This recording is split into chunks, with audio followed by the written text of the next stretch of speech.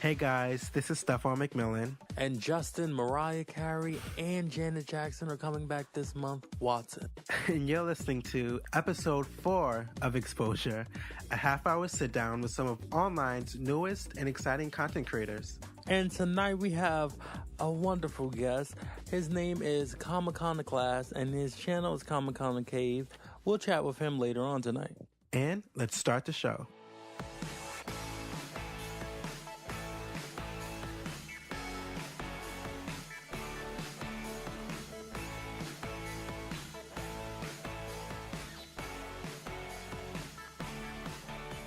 Hey guys, we're back for another week of Exposure. Thank you so much for listening and supporting us so far.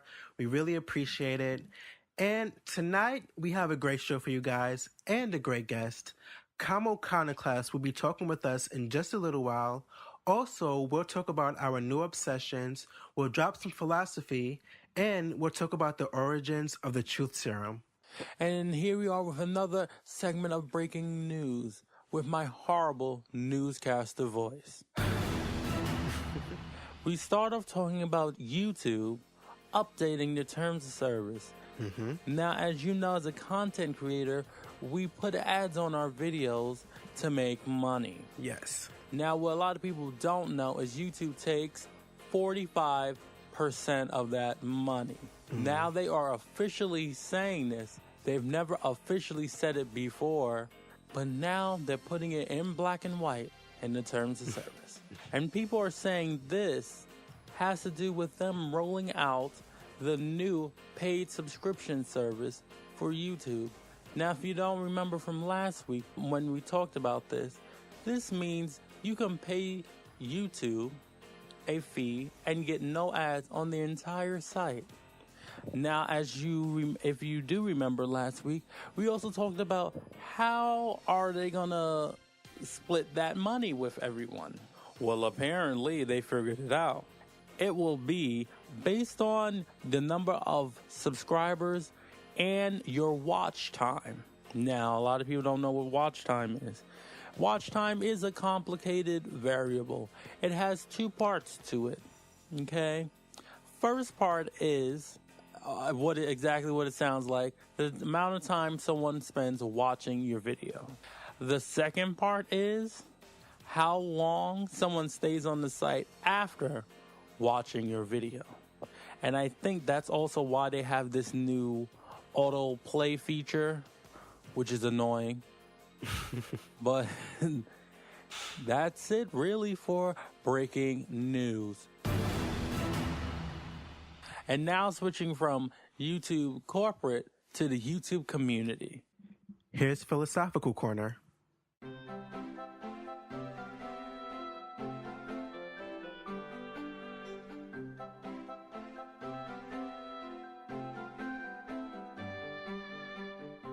And today we're going to discuss something that I don't really see the community talk about. Well, I guess I wouldn't be able to see them talk about it on YouTube. But that is disabling the comment section. Is it wrong or is it right? I don't think it's wrong. I feel like it's your channel. You have the right to not hear what you don't want to hear. And especially if you're getting unnecessary hate comments, then yeah, block them. But if you're turning off your comments to avoid any sort of bad opinions from anybody, then it does come across that you're hiding from them. And a part of being a YouTuber is facing the good with the bad. So I don't think it's a bad thing, but I wouldn't necessarily use it. You see, there was one time where I seen disabling comment section as a really good thing. And that was Sly Fox Hound. And he disabled the comment section because he had like a Make-A-Wish. He did a video with a Make-A-Wish kid.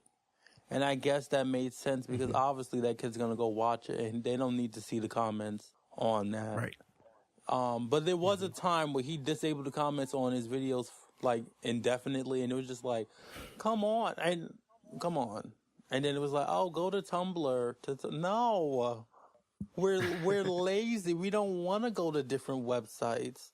Well, I don't know if you know the girl group called GRL. I think I've heard of them. Yeah. Well, I think it was over the summer. Unfortunately, one of their members committed suicide. So, yeah, it's sad. So on Vivo, they disabled all the comments on all their videos. For a situation like that, I'm definitely for having the option of turning off the comments because you never know how insensitive some people can be. Yeah. So I feel like if there's a purpose of taking away from the community, like if there's a greater good, that's just what I'm saying, and because you're taking something away from the community. Like, I don't care how much I like you, if I'm not gonna get extra, like really a lot of, like if I'm not gonna get extra content on the website, I'm not leaving YouTube because I have other YouTubers to watch. I'm not exclusively here for you, so I'm not gonna leave. I may love you, but I'm not gonna leave unless there's something extra I'm getting. And that was Philosophical Corner. Please let us know what you think. If you're watching this on YouTube, leave in the comment section. If not, send us an email at slowlistnetwork@gmail.com. Our comments won't be turned off. All right, so when we come back, we're going to be talking with ComconoClast finally. We're so excited to have him on the show. We really love his channel, and we'll talk with him in just a little bit. So everybody loves online shopping, and everyone pretty much loves Amazon. I know I do. It's so convenient and easy to use. Well, now you can do your regular shopping and support exposure by using our affiliate link. That's j.mp/slowlist. Use our link and just shop as you usually would. It's free, easy, and you'll be helping out the show. That's j.mp/slowlist. That's SLOWLIST.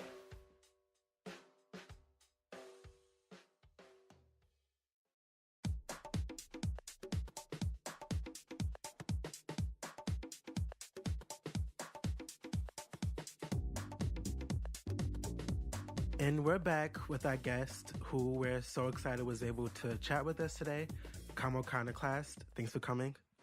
Oh, it's my pleasure. Thank you. All right, so we always start out with this question. We have to know what inspired you to get started on YouTube? Well, actually, I had a friend of mine who has a YouTube channel. His name's Ken, and his channel's the BYBI channel, John Ken Show. And he asked me to appear a couple times and do a few spots dealing with, fanboy, nerd, geek news, because he knows that I'm into comic books, TV, movies, things like that. And things started picking up, and after a while, he was like, you should start your own channel, and I did. So he's been a huge supporter as far as the channel goes.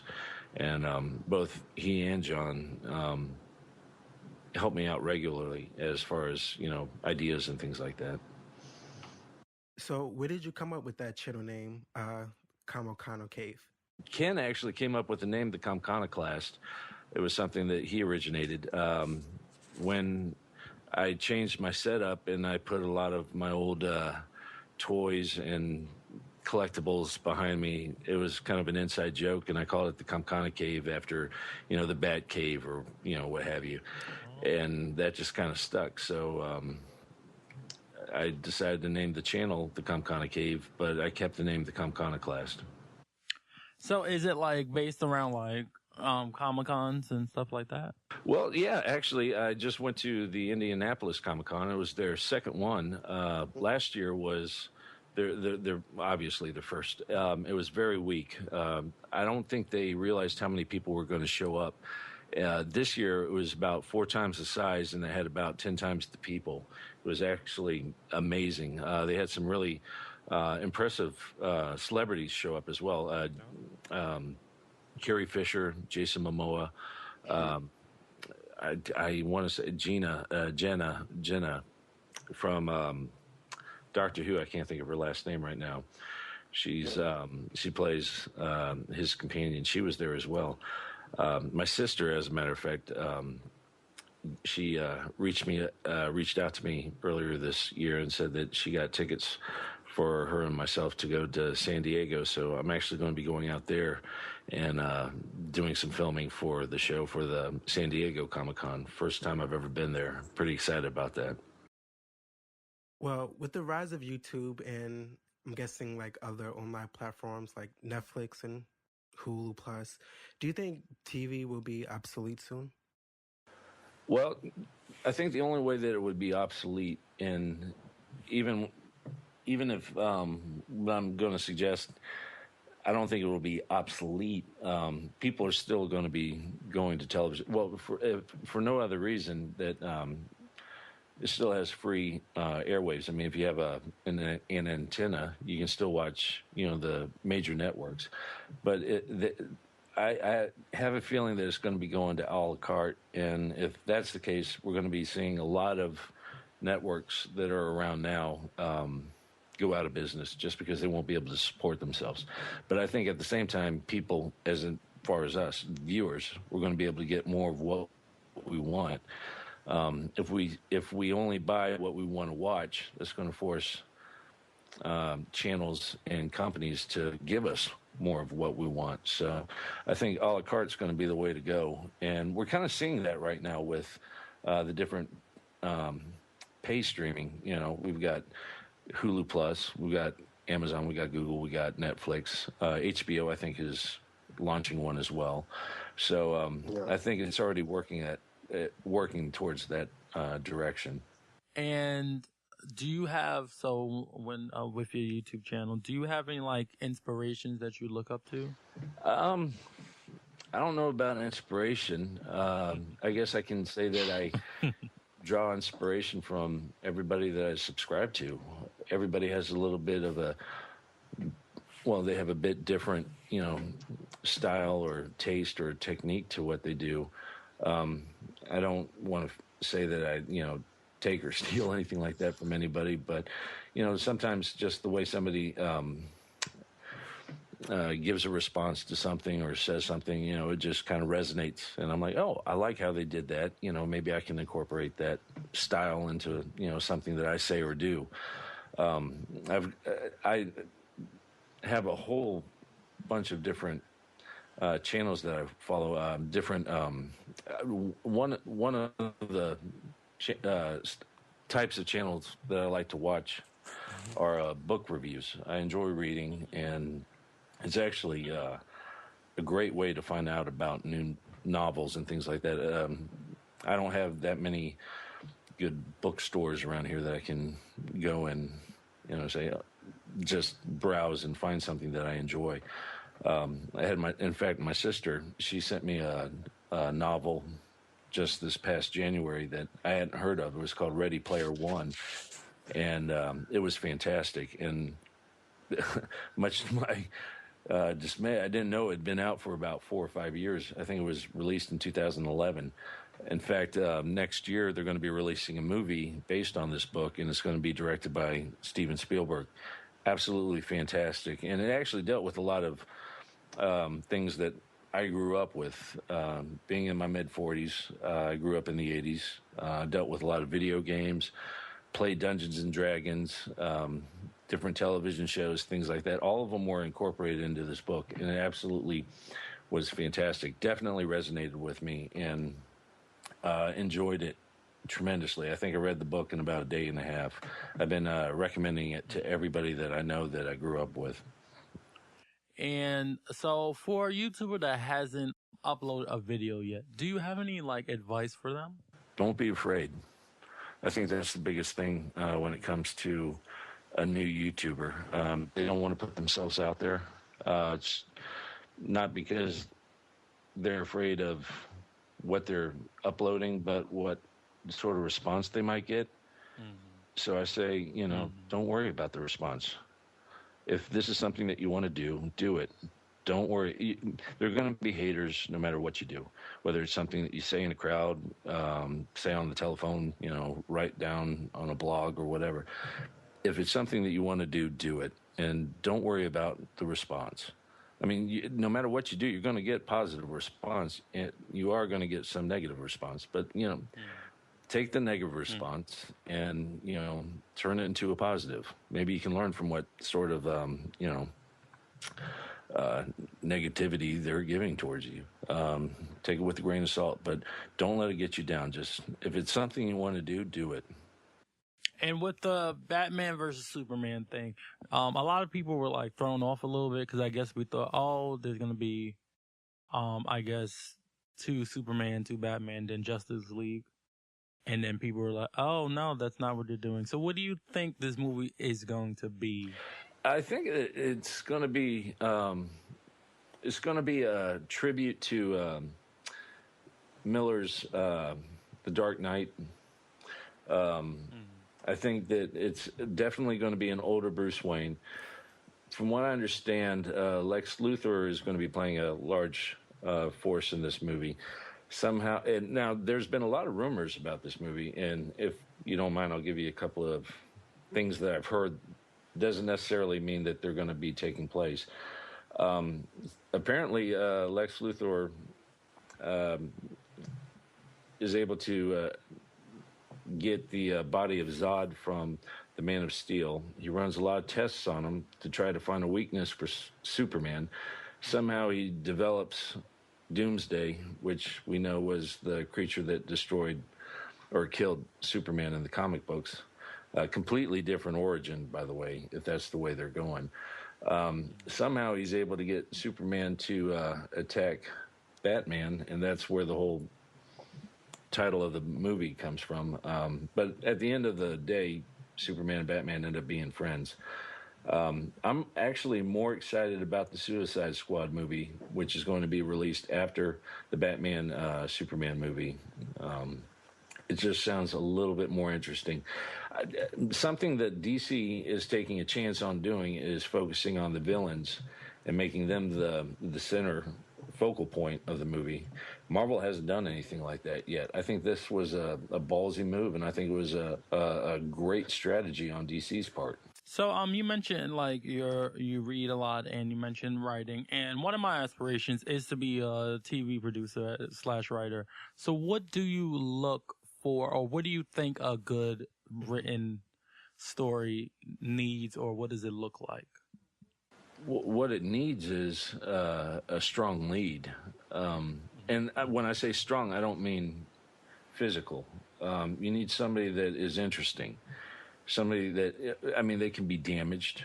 They could be popular. They have to have something that resonates with the reader, that draws you into the story, that you want to know more about this person.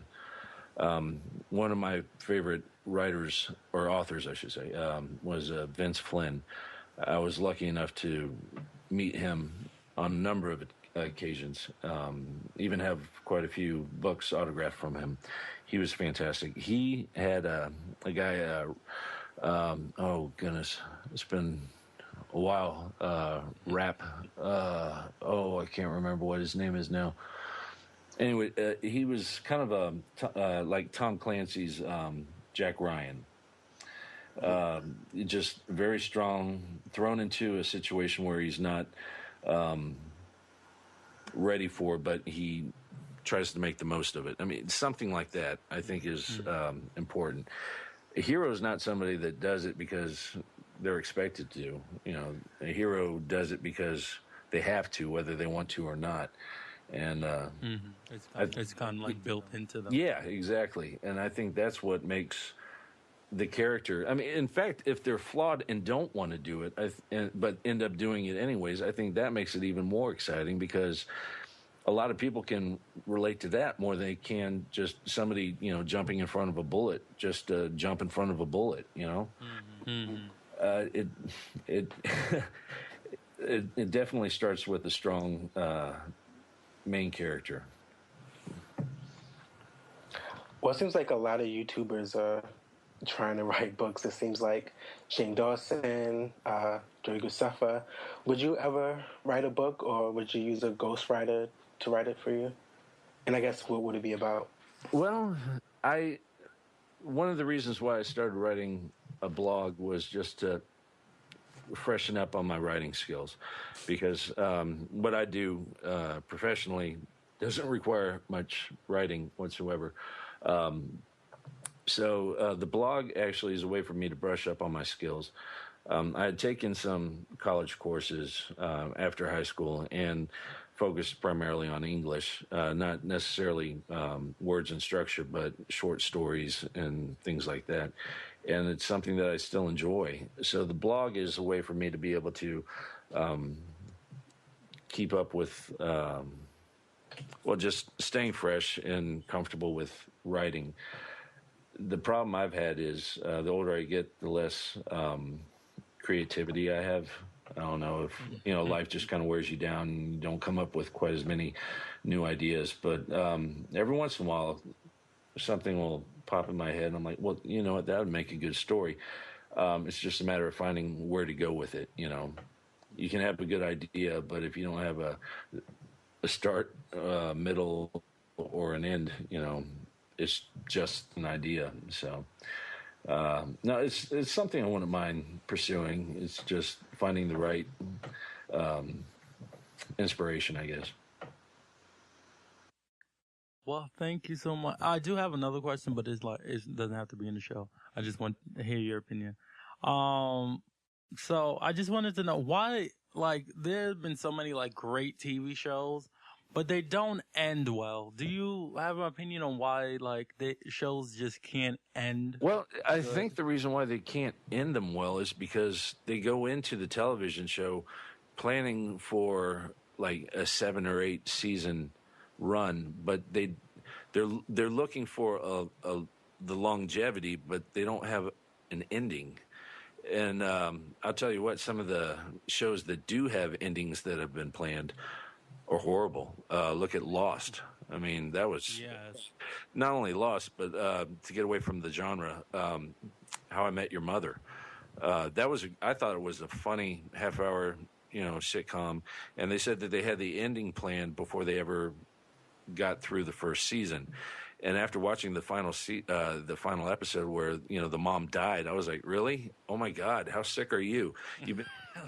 I mean, they've been giving us laughs for the last 9 or 10 years, and then to end it on her dying, I thought that was kind of morbid and sick. So it's kind of like a song. I mean, most songs can fade out, but a lot of songs don't really have a definite ending. Which, when you go to a concert, that kind of makes things awkward. It just kind of abruptly ends when they come to a popular song. It's the same way with the television show. I just stumbled across your page. Why should I subscribe? Well, I guess it depends on if you like comics or movies or television. I mean, if you're into, the Lifetime channel, keep going. What I try to do is find interesting things that I find interesting and share them with people. So if you have an interest in anything that's kind of geek or fanboy related, then I would hope that you'd subscribe just so you could see if it's something that you've heard about or hadn't heard about. But like I said, I don't do this for the subscribers. I just do it because I enjoy it. So I don't feel it necessary to, try to convince somebody to subscribe. If they want to, they will. If they don't, I don't hold any animosity towards them. There's so many different channels out there. I know it's hard to, watch every single one that you subscribe to. As a matter of fact, it's just really hard. I have trouble watching every single subscription that I belong to. I do my best, and I make it a point to watch everybody that I can, but it's really difficult. The more and more people that you subscribe to, it's harder and harder to watch and a lot of people are putting stuff out a lot more frequently. I only put things out once a week, but some people put things out every day, and I'm not able to keep up with, every single one of those videos. Well, you're doing a great job so far. Thank you so much for coming. We'll be right back with our Obsessions of the Week. Hey guys, thank you so much for all of your support. But if you want to take the step further and support us more, you can go to patreon.com/slowlist. And what Patreon is, it's a site where you can pay monthly. You can give us $1 a month or however much you feel is necessary. And you will help support the show. And not only that, you'll help us achieve our goals. Launching a website, creating the shows more times a week. If you really like exposure, maybe if we make enough money, we can do exposure 2 times a week or more. So, if you want to see the Slowlist Network grow, if you want to see exposure grow, please head over to patreon.com/slowlist.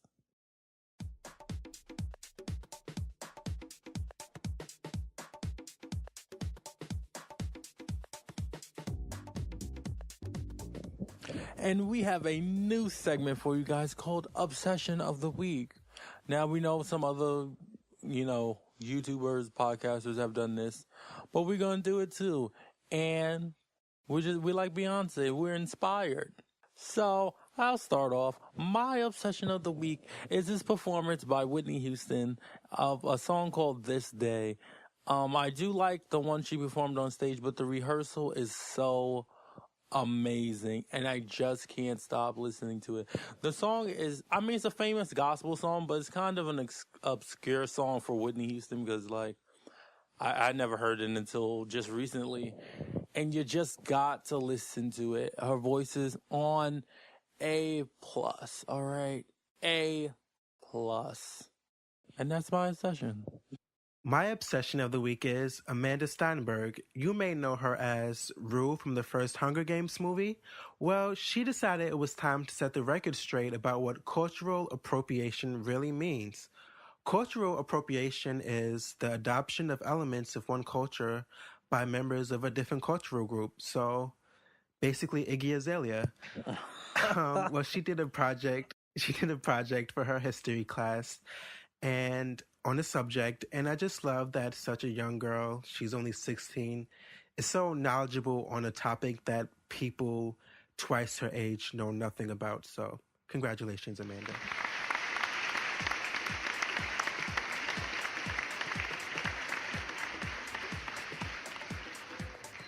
Hi-ho, folks. This is Turwinkle of the Adventures of Turwinkle, the gnome mage, at youtube.com/PalmerBomber1, and you're listening to Exposure. All right, we're back for another week of channel reviews, and tonight we'll be looking at Elissa Jordan's channel. Elissa has a smaller channel, but she does a bunch of different stuff. She is a vlogger, she does rant videos, she does tags, and a bunch of other stuff. She looks like a fairly new YouTuber too, right? Yeah. So what do you think of Elissa's channel? I think she has a great channel, great potential, especially her being a tad bit younger. I think she will have longevity if she doesn't give up, of course. There are some things I would change, maybe better thumbnails. Some of the thumbnails aren't visible from a distance. Better descriptions. You got to put all your links and stuff in the description as well. And I feel like if she keeps doing collabs, that's all she really needs. Well, I don't want to assume anything, but she does seem a little young. So for someone her age, it seems like she's pretty much on the right track. She has a great channel artwork, new videos every Friday. She seems like she's consistent. Her thumbnails are on point. So for someone her age, I think it's great what she's doing. Yeah, her channel's really good. I see a lot of potential. So I guess we gotta do grades now, right? I don't know. I just want to give her an A. I really do. Maybe she should try and find more of a niche so she can really grow, because I feel like just a vlogger is too general nowadays and it's going to be really hard to grow. But maybe if she can find a niche, she can do well. I'd give her an A as well. I really enjoyed her content. Seems like she's on the right track to, I think, be a really great YouTuber. So good job, Elissa.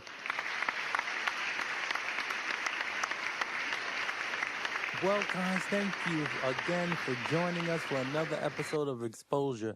But real quick, before we end it, I just wanted to say I am starting a new channel, right? Okay. And I started a new channel. Now, YouTube changed their policy on custom URL, so I can't tell you the name of the channel. But the fact that I'm bringing this up to say I'm going to try sub for sub, purely sub for sub on this channel. I'm going to try it out and see how it goes. All right. And then I'll report back. And then I'll report back and see if it's even worth it. I know a lot of people say it's not worth it, but you know, sometimes if you know if you can do something right, you can do something right. If it's wrong, you can do it right. They are functioning addicts. Okay? So I'm just going to try it out. And remember, guys, if you like the show, please leave us a rating on iTunes. If you want to see more exposure, sometimes we cut out stuff. Sometimes it's just bloopers and extras. Please go to youtube.com/slowlistinyourface. If you want updates, you can follow us on Twitter at Exposure Show, or you can like us on Facebook at facebook.com/exposurepod. That's exposure pod. Don't forget to check out our guests, ComConnoclast, on youtube.com/ComConnocave. I believe that's his URL. And thank you so much. If you want to be a guest on the show, just send us an email at slowlistnetwork@gmail.com. Thanks again for listening, and we'll see you on the next episode of Exposure.